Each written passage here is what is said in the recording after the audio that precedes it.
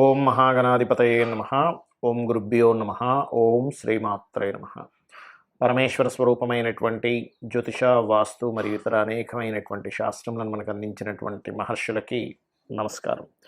హయగ్రీవ హయగ్రీవ హయగ్రీవేతి యోపథేత్ తస్య నిస్సరతే వాణి జిహ్నుకన్యా ప్రవాహవత్. అరుణాం కరుణాతరంగితాక్షీం ధృతపాశాంకుశపుష్పబాణచాపాం అనిమాదిభిరావృతాం మయూకైః అహమిత్యేవ విభావయే భవానీం. శ్రీమాత్రే నమః. ప్రేక్షకులందరికీ కూడా ఆ లలితాంబిక అమ్మవారి అనుగ్రహం పరిపూర్ణంగా కలగాలని మనస్ఫూర్తిగా కోరుకుంటూ, మనం ఈరోజు చాలామంది నన్ను అడిగినటువంటి ఒక ప్రశ్న ఏమిటి అంటే, ఏమంటే మేము లైఫ్లో ఫైనాన్షియల్గా బాగా చితికిపోయి ఉన్నాము, మరలా మేము రీస్టార్ట్ చేయాలి అనుకుంటే పర్టికులర్గా ఏదైనా ఒక్కొక్క లగ్నం బట్టి లేదా ఒక్కొక్క రాశిని బట్టి ఫలానా వాళ్ళ ద్వారా ధనం తీసుకొని స్టార్ట్ చేయడం కానీ, లేకపోతే ఫలానా రోజు స్టార్ట్ చేయడం కానీ, ఫలానా దేవత ఆరాధన చేసుకుంటూ స్టార్ట్ చేయడం కానీ, మళ్ళీ నా లైఫ్ని కనుక రీస్టార్ట్ చేయాలనుకుంటే ఎటువంటి రోజు అంటే ఏ రోజు ఎటువంటి వాటిల్లోకి ఎంటర్ అవ్వడం ఇట్లాంటివి ఏమైనా ఉంటుందా అని. బట్ నేను ఒకటి చెప్తాను, ఇది ఫలానా లగ్నం, ఇది మేషమో వృషభమో ఉంటుంది లగ్నం, అలా లగ్నం బట్టి ఉంటుంది, ఉండదని కాదు. కాకపోతే మీ పర్సనల్ చార్ట్లో మీ ధనాధిపతి ఎలా ఉన్నాడు, మీకున్న మహాదశ ఎలా ఉంటుంది అనేటువంటిది ఉంది. దీనికి కండిషన్స్ కూడా నేను లాస్ట్లో చెప్తాను. అదేవిధంగా అసలు జాతక చక్రం లేని వాళ్ళు కూడా ఫైనాన్షియల్ గ్రోత్ అవ్వాలి ఏంటనేది చెప్తాను. బట్ మనం ఈ ఎపిసోడ్స్లో ఏంటంటే ఒక్కొక్క లగ్నం తెలియని వారు రాశి బట్టి మనం ముందుకు వెళ్దాం. తులా లగ్నము, తులారాశి. తులా లగ్నమ రాశి అంటేనే, తులా అంటే బ్యాలెన్స్, ఏదైనా సరే బ్యాలెన్స్ చేసేటువంటి తత్వం ఉంటుంది మీకు ధనాన్ని ఇచ్చే కారకులు కుజుడు అవుతాడు, ఇంకా చాలా అవుతాయి కుజుడు. దాని తర్వాత పంచమాధిపతి అయినటువంటి మనకి గురువు అవ్వడం, అండ్ అదేవిధంగా చంద్రుడు, రవి కూడా అవుతుంటారు మీకు తులా లగ్నానికి. కాకపోతే ఇక్కడ ఏంటంటే బేస్ అయితే కుజుడే. అవన్నీ ఏంటంటే మీ పర్సనల్ చార్ట్లో అవి ఎక్కడెక్కడ కూర్చున్నాయి దాన్ని బట్టి ఇంకో వేరే ఏ సోర్సెస్లో మీకు ధనయోగం ఏర్పడుతుందని చెప్తుంది. బట్ మీకు ఫైనాన్స్ అనేటువంటిది కుజుడు ద్వారా వస్తుంది కాబట్టి, కుజుడు ఏంటి అంటే land, machineries, factories, anything, weapons, ఏదైనా వస్తువు తయారు చేయడం, ఇట్లాంటివన్నీ కుజుడు. టెక్నికల్ రిలేటెడ్గా ఏదైనా తయారు చేయడం. అయితే ఇక్కడ కుజుడు కనుక రాశిలో వచ్చి కూర్చున్నాడు అంటే మీరు బయట దేశాలకు వెళ్ళి ఏదైనా బిజినెస్ చేయడం అనేటువంటిది మంచి యోగం ఇస్తుంది. లేదా ఏదైనా ఫైనాన్స్ రంగాల్లోకి వెళ్ళడం, షేర్ మార్కెటింగ్ సంబంధించిన కంపెనీస్ వాటిలోకి వెళ్ళడం. షేర్ మార్కెట్ ద్వారా డబ్బులు వస్తాయని చెప్పట్లేదు, బాగా అర్థం చేసుకోండి. లేదంటే ఇది సప్తమంలో ఉన్న లగ్నంలో ఉన్న గుర్తుపెట్టుకోండి. ఒకవేళ ఇదే మీకు ఈ కుజుడే మీకు 2లో ఉన్నాడు, ఓన్ హౌస్లో ఉన్నాడు, అప్పుడు మాత్రం 100% మీరు ల్యాండ్స్ మీద ఇన్వెస్ట్మెంట్ చేయడం, లేదా గవర్నమెంట్ రిలేటెడ్ సంబంధించిన వాటి మూలంగా డబ్బులు రావడం అనేటువంటిది ఇక్కడ ఇచ్చి తీరుతాడు. ఇది గుర్తుపెట్టుకోండి. 3లో ఉన్నాడు అనుకోండి, అప్పుడు కూడా ల్యాండ్స్ మూలంగా ఇస్తాడు. బికాజ్ ఆఫ్ ల్యాండ్ కారకుడు వెళ్ళి మీడియేటింగ్ ప్లేస్లో కూర్చున్నాడు. సో మీడియేటింగ్ ద్వారా ల్యాండ్ మూలంగా డబ్బులు రావాలి. మరి అదే 4లో కూర్చున్నాడు, మరి అక్కడ ఎగ్జాల్టెడ్ ఒక పొజిషన్ కదండి, ఇస్తాడంటే అక్కడ కూడా ఇస్తాడు. కానీ దానికంటే ఎక్కువగా ఏదైనా నేర్పడం ద్వారా, అందులో ముఖ్యంగా కొంతమంది చూడండి ఐఏఎస్, ఐపీఎస్ ట్రైనింగ్ సెంటర్స్ పెడుతూ ఉంటారు, వాటి ద్వారా డబ్బులు వస్తాయి. లేదా ఒక ఫ్యాక్టరీ ఎట్లా బిల్డ్ చేసుకోవాలి, ఒక కంపెనీ ఎట్లా బిల్డ్ చేసుకోవాలి, దీని ద్వారా డబ్బులు వస్తూ ఉంటాయి. 5th హౌస్లో ఉన్నాడు అనుకోండి, అప్పుడు మాత్రం ఏంటంటే మీరు ఇప్పుడు చూడండి కొంతమంది మైనింగ్ చేస్తుంటారు, ఇట్లాంటి వాటి ద్వారా డబ్బులు వస్తూ ఉంటాయి.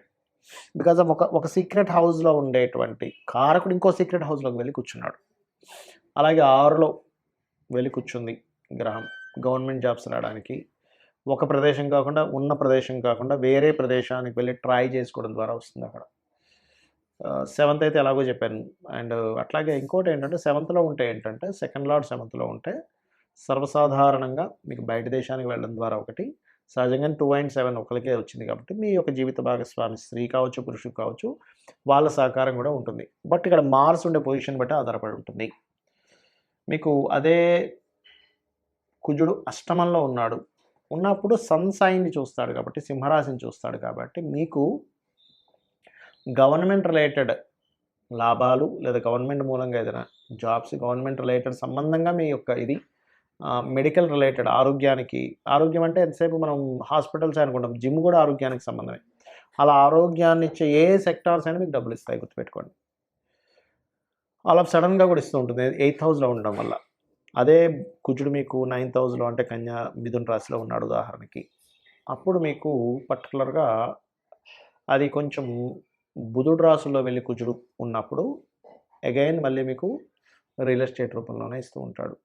కానీ చంద్ర రాశిలో ఉన్నప్పుడు మాత్రం ఒక దగ్గర ఉండకుండా రకరకాల ప్రదేశాలకి సంచారం చేసుకుంటూ, లేకపోతే రకరకాల దేశాలు తిరుగుతూ, రకరకాల రాష్ట్రాలకు వెళ్తూ ఏదైనా నేర్పడం ద్వారా గానీ, టీచింగ్స్, ట్రైనింగ్స్ ద్వారా గానీ మీకు యోగం ఉంటుంది. అదేవిధంగా మీకు రవి సైన్‌లో ఉన్నాడనుకోండి ఉదాహరణకి, అప్పుడు ఏం చేస్తాడంటే ఇక్కడ ఆరోగ్యం బేస్ మీద కూడా ఇస్తాడు ఇక్కడ. ఎందుకంటే సన్ ఈజ్ ఆరోగ్యానికి కారకుడు కదా! సో, అందుకని ఆరోగ్య సంబంధంగానే డబ్బులొస్తాయి గుర్తుపెట్టుకోండి. కాకపోతే కొంచెం స్ట్రెస్ కూడా ఉంటుంది ఇక్కడ ధనం సంపాదించే విషయంలో. బికాజ్ ఆఫ్ సన్ సైన్‌లో ఉంటూ సాటర్న్‌ని చూస్తున్నాడు. అంటే సాటర్న్ అండ్ సన్ ఈజ్ విరుద్ధమైనటువంటివి అందుకని. అదేవిధంగా మీకు వ్యయంలో ఉన్నాడు. 12th హౌస్‌లో ఉన్నాడు. ఇక్కడ కూడా ఏంటంటే వ్యయంలో ఉన్నప్పుడు ఉన్న ప్రదేశం కాకుండా వేరే ప్రదేశానికి వెళ్ళడం, ఫుడ్ రిలేటెడ్ మూలంగా ధనం రావడం, లేకపోతే ట్రాన్స్‌పోర్ట్ రిలేటెడ్, ట్రావెలింగ్స్ రిలేటెడ్ వీటి మూలంగా డబ్బులిస్తాడు. అయితే మీరు ఎక్కువగా స్కందుని ఆరాధన చేయండి. సుబ్రహ్మణ్యేశ్వర స్వామి అష్టకం చదువుకోండి. ఫైనాన్షియల్‌గా బావుంటుంది. ఇక్కడ నేను మీకు కొన్ని కండిషన్స్ కూడా చెప్తాను. ఏమిటది అంటే అందరూ చేసుకోవాల్సిన ఫస్ట్ అసలు మంత్రం ఏమిటి? ఫైనాన్షియల్‌గా నాకు రావట్లేదండి. ఓం సంపత్కరీ సమారూఢ సింధుర వ్రజ సేవితాయే నమః. లేదు బాగా అప్పులున్నాయి, గొడవలున్నాయి. ఆ గొడవలు తీరితే గానీ నాకు డబ్బులు రావంటూ ఉంటారు. అలాంటప్పుడు నవవిద్రుమ బింబశ్రీ ఞక్కారి రతనచ్చద. దీనికి ముందు ఓము లాస్ట్‌లో నమః కలుపుకోండి. ఓం నవవిద్రుమ బింబశ్రీ ఞక్కారి రతనచ్చదాయే నమః. అయితే ఇక్కడ మనకు కొన్ని కండిషన్స్ ఉంటాయి. ఏమిటది అంటే ప్రతి మనిషికి కూడా ఫైనాన్షియల్‌గా మంచి స్టేజ్‌కి వెళ్ళాలని అనిపిస్తుంది. అనిపించాలి కూడా. మనకు శాస్త్రాలు కూడా చెప్పిందేమిటంటే పురుషుడు ఖచ్చితంగా ఒక సంవత్సరం సరిపోయేంత ధనాన్ని అతను ఎప్పుడూ క్యారీ చేస్తుండాలట. అది కూడా ఎవరు? గృహస్థు. సన్యాసుల గురించి కాదు నేను చెప్పేది. గృహస్థు ఖచ్చితంగా ఒక 1 ఇయర్ సరిపోయేంత మనీని ఆయన దగ్గర ఉంచుకుంటే ఫ్యామిలీకి ఏమీ జరగకుండా ఉంటుంది. ఇవాళ రేపు మనం చూసుకున్నట్లయితే ఏ రోజుకి ఆ రోజే పరిస్థితి ఏ నెలకు ఆ నెలకి పరిస్థితి ఉంది. మరంత మనీ మన దగ్గర ఎప్పుడూ ఉండాలి, నిలవుండాలి అంటే మీరు చేయవలసినటువంటి కొన్ని మనకు తెలియకుండానే కొన్ని తప్పిదాలు చేస్తూ ఉంటాం. ఏమిటవి? ఇప్పుడు నేను మీకు మంత్రం చెప్పాను. ఈ మంత్రం రెగ్యులర్‌గా చేయాలి. ఎప్పుడైనా గుర్తుపెట్టుకోండి. రెగ్యులర్‌గా రోజు ఒకరోజు ఏదో బద్ధకించి ఆపేసాం. రెండో రోజు, మూడో రోజు ఆగిపోతూ ఉంటుంది. కాబట్టి పాయింట్ నంబర్ 1 రెగ్యులర్‌గా మంత్రం చేయడం చేయండి. ఇంకోటి ఇప్పుడు నేను మీకు చెప్పాను ధనాధిపతి ఈ ప్లేసెస్‌లో ఉంటే వీళ్ళ మూలంగా, వీటి మూలంగా ధనం ఉంటుంది అని. ఆ ప్లేస్‌లో ఇంకొక ప్లానెట్ ఏదైనా ఉంది కంజంక్షన్‌లో ఏ కేతువో, శుక్రుడో, కుజుడో సంథింగ్ ఇంకో ప్లానెట్ వచ్చింది. లేకపోతే 2, 3 ప్లానెట్స్ వచ్చుంటాయి. 2, 3 ప్లానెట్స్ గనక ఉంటే మల్టిపుల్ ధన యోగాస్ ఉంటాయని అర్థం చేసుకోండి. లేదా ఏదైనా ఒక పాపగ్రహం వచ్చింది మీకు ధనాధిపతితో కలిసాడంటే ఆ పాపగ్రహ సంబంధించినటువంటిది కూడా గ్రహారాధన చేయండి. ఉదాహరణకు కుజుడొచ్చాడు మీ ధనాధిపతితో. కుజగ్రహం దగ్గర కూడా దీపారాధన చేయండి. రవి ఉన్నాడు కంబస్ట్ చేసుకున్నాడు. రవిగ్రహం దగ్గర కూడా చేయండి. లేదా రవిచంద్రులు ఇద్దరూ కలిసి మీ ధనాధిపతితో ఉన్నాడు. అది అమావాస్య యోగం ఏర్పడింది. కాబట్టి రవిచంద్ర గ్రహాలు రెండిటికి మీరు దీపారాధన చేయండి. అప్పుడు ఏమవుతుందంటే మీకు ఈ ప్రాబ్లమ్ అనేటువంటిది మీ ఫైనాన్షియల్ స్ట్రెస్ అనేటువంటిది తగ్గుతుంది. ఇక మరొక విషయం ఏంటంటే చాలామందికి గోవులు దగ్గరలో ఉన్నాయండి. గోవు గేదెను తినిపించొచ్చా అని అడుగుతున్నారు. ఫైనాన్షియల్ గ్రోత్ మీకు రావాలి, మీ గ్రహస్థితిలో మంచి మార్పు జరగాలంటే మీరు చేయవలసింది సింపుల్‌గా ఒకటే గుర్తుపెట్టుకోండి. శనివారాలు పిడికెడు బెల్లం, సింపుల్ పిడికెడు బెల్లం తీసుకెళ్ళి దేశీవాళీ గోవుకి ప్రశాంతంగా అంత హ్యాపీగా పెట్టండి చాలు. ఆ జీవి గనక ఆనందిస్తే ప్రకృతి ఆటోమేటిక్‌గా మీకు పాజిటివ్ రిజల్ట్స్ ఇస్తుంది. శుక్రవారాలు 3 చపాతీలు తీసుకోండి. దాన్ని నూనెతో కాల్చకుండా చక్కగా నార్మల్‌గా కాల్చి దాని మీద చక్కగా తేనె పూసి చిన్న చిన్న ముక్కలుగా చేసి చిన్నపిల్లలకి ఎలా తినిపిస్తామో అట్లా గోవుకి తినిపించండి.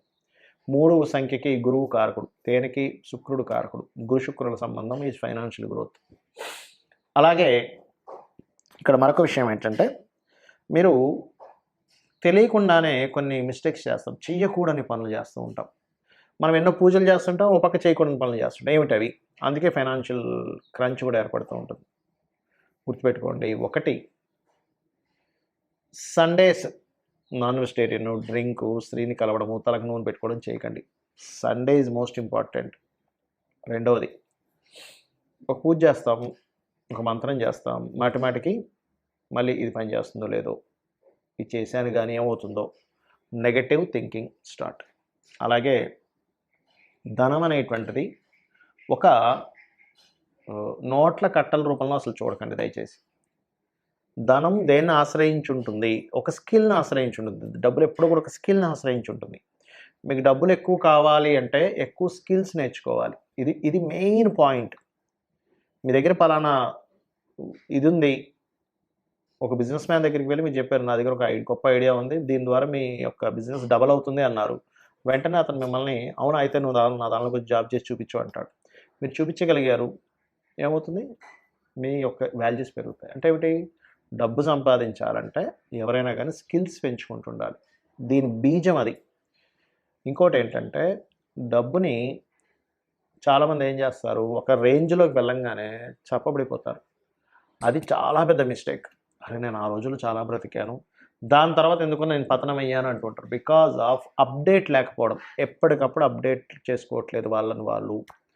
ఎప్పుడైతే మనం అప్డేట్ చేసుకోవడం ఆగిపోతామో, ప్రకృతి ఈ వరల్డ్ అనేది ఆగదు. వెళ్ళిపోతూనే ఉంటుంది. మనం అక్కడ ఆగిపోయాం. ప్రపంచం ముందుకు వెళ్ళిపోయింది. ఇది గుర్తుపెట్టుకోండి. నేను చెప్పిన పరిహారాలు చేసుకోండి. 100కి 100% మీరు లైఫ్‌లో సక్సెస్ అయి తీరుతారు. ఇంకా ఎక్కువ సమస్యలున్నాయండి. అసలు మైండ్ పని చేయట్లేదు అంటుంటారు చాలామంది. అసలు ఏం చేయాలో అర్థం కావట్లేదు. షివరింగ్‌గా ఉంది. బోలెడు క్రెడిట్ కార్డ్స్ అయిపోయాయి. చాలా ఇబ్బందిగా ఉంది. ఉదయం, సాయంత్రం 2 సార్లు లలితా సహస్రనామాలు యూట్యూబ్‌లో పెట్టుకొని చక్కగా జస్ట్ ధ్యానంలో కూర్చొని ఇక్కడ ఆ కాన్సంట్రేషన్ ఇక్కడ చేస్తూ అలా కూర్చోండి. మీ మైండ్ ఫస్ట్ సెట్ అవుతుంది. ఎందుకంటే నేను చాలామందిని చూస్తుంటాను. బోలెడన్ని అప్పులు, క్రెడిట్ కార్డులు వాడేసి, అది వాడేసి, ఇది వాడేసి అవి ఎలా కట్టాలో అర్థం గాక వాళ్ళ ఫోన్ నుంచి తప్పించుకొని ఇలాంటివన్నీ పడుతున్నారు. అప్పులు మీకు పూర్తిగా పోవాలంటే ఓం అపర్ణాయై నమః ఈ మంత్రం చేయండి. ఖచ్చితంగా మీరు ఆ యొక్క అమ్మవారి అనుగ్రహంతో మరలా పూర్వ వైభవాన్ని మీరు పొందుతారు.